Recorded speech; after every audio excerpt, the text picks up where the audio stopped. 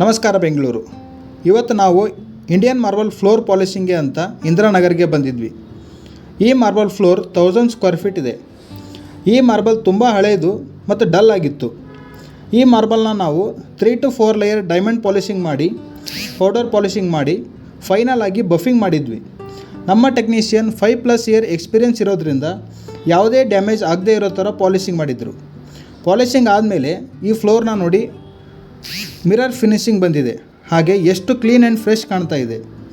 ನಿಮ್ಮ ಮಾರ್ಬಲ್ ಕೂಡ ಇದೇ ಥರ ಡಲ್ ಆಗಿದೆಯಾ? ಡೋಂಟ್ ವರಿ, ಖುಷಿ ಸರ್ವಿಸಸ್ನ ಕಾಂಟ್ಯಾಕ್ಟ್ ಮಾಡಿ. ನಿಮ್ಮ ಮಾರ್ಬಲ್ ಫ್ಲೋರ್ ಕೂಡ clean, fresh and mirror look ಮಾಡಿಕೊಡ್ತೀವಿ.